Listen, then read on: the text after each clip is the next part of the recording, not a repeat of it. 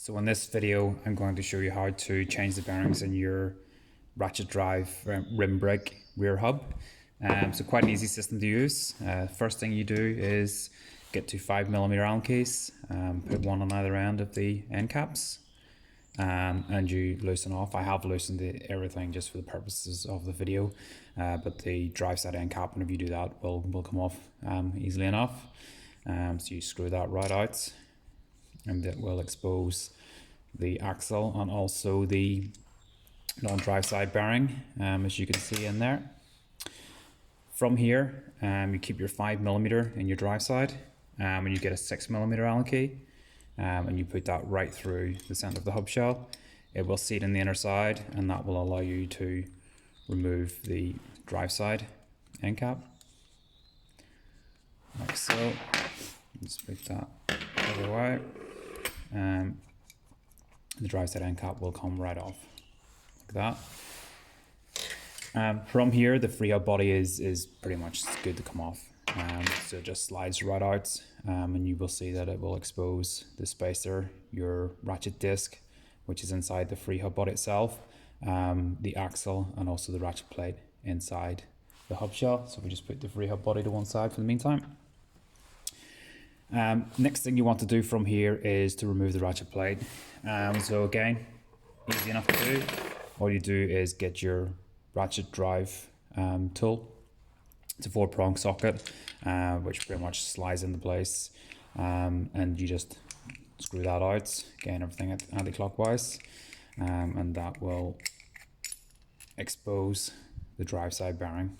So we have our hub shell, axle, and our two bearings still in place. The free hub body's been removed, and also our ratchet plate has been removed with the dust cover inside. So again, if we just put that to one side for the meantime. From here, the way the bearings come out is you just pretty much put the axle flat onto the table. You get a rubber mallet, and what you want to do is just give your axle a blow, and again, make sure it is rubber so you don't damage the threads or the axle when you do that. So what we want to do is just give this a couple of quick blows, and that is the bearing pressed out like so, and the axle pretty much slides straight out like that, and the bearing is attached to it, just slides onto a small sleeve on the end of the axle. For reference, for anybody that is using the endurance bearings, the red seal is the contact seal, sorry. So it always goes to the other side, and it is a non-contact black seal on the inside. So we just put our bearings to one side for the meantime. And then what we want to do from here is obviously press this bearing out. So we turn our hub shell over, put it back onto the table, and if we get a punch or a drift, what we want to do is catch the edge of the bearing from this side, and the best way to do this is to tap it out on a plus sign, so top, bottom, left, right, or a combination of that. So you just want to go opposites everywhere you can. Doesn't take much. They're small bearings, they are in tight, but it does not take much to get them out. So one tap on the top, bottom, right, and left, and that is the bearing out, as you can see.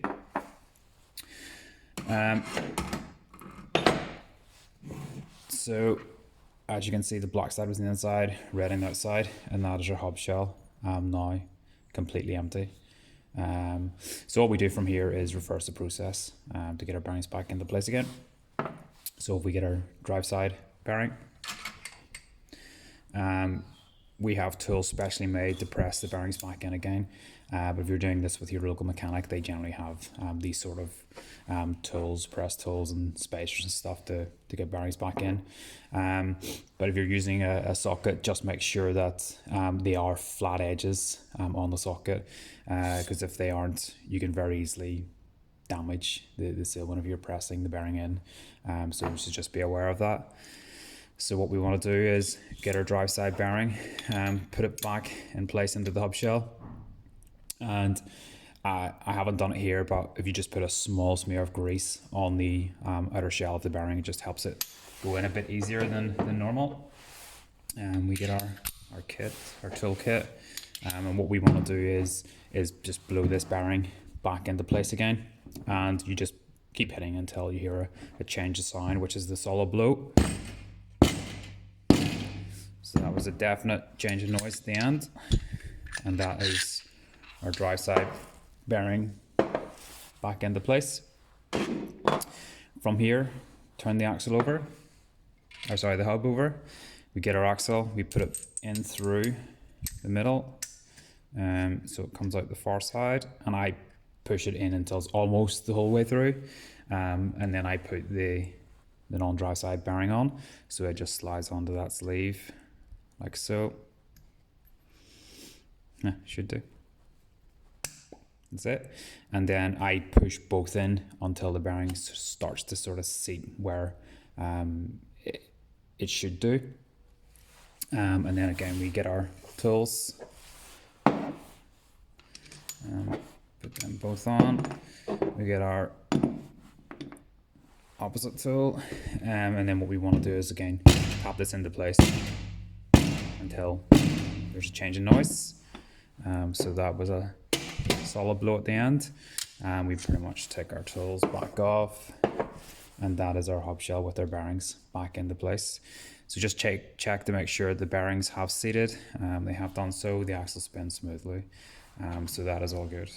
So from here, we want to get our ratchet plate again, and thread that back into the hub shell like so, and give that a tighten.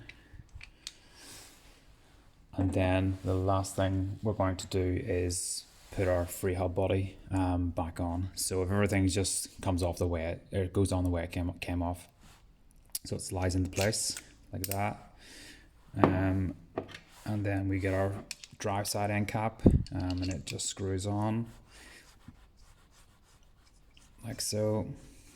And then we use our 5mm in the drive side end cap, 6mm straight through the axle, and give that a tighten.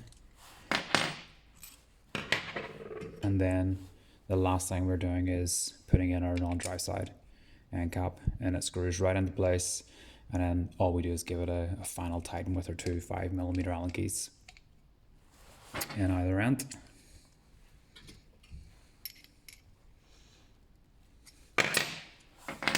And that is our system changed.